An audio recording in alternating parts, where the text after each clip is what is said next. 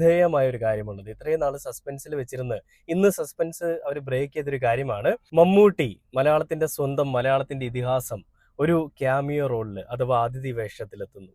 ഈ സിനിമയുടെ റിലീസ് 2026 ജനുവരി 22-നാണ്. അതെ, ഈ വർഷം അല്ലെങ്കിൽ ഈ മാസം 22-ാം തീയതിയാണ് ഈ സിനിമയുടെ റിലീസ്. എനിക്ക് ഒരുപാട് ആഗ്രഹമുണ്ട്, എനിക്ക് ഒരുപാട് സന്തോഷത്തോടു കൂടി ആ സിനിമ ആ ഫസ്റ്റ് ഡേയിൽ തന്നെ പോയിരുന്ന് കാണണമെന്ന് ആഗ്രഹമുണ്ട്. നടക്കോ ഇല്ലയോ എന്നറിയില്ല. ഒരു സിനിമയും ആദ്യമേ കാണാൻ പറ്റാത്തൊരു ഹതഭാഗ്യനാണ് ഞാൻ. ആ ഒരു ഹതഭാഗ്യത്തരം ഇനി ഉണ്ടാവരുത്. എനിക്കത് കാണണമെന്നൊരു ആഗ്രഹം. അപ്പൊ എന്തായാലും ഞാൻ അതിനുവേണ്ടി പോകും. അപ്പൊ ആ സിനിമ ഇപ്പോൾ ക്യാമിയോ റോളിൽ മമ്മൂക്ക ഉണ്ടെന്ന് അറിഞ്ഞപ്പോൾ അത് സോഷ്യൽ മീഡിയയ്ക്ക് തീ പിടിച്ചിരിക്കുകയാണ്.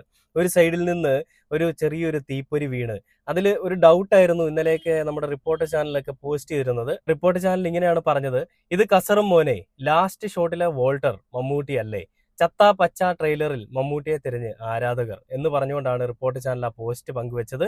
അതിനുശേഷം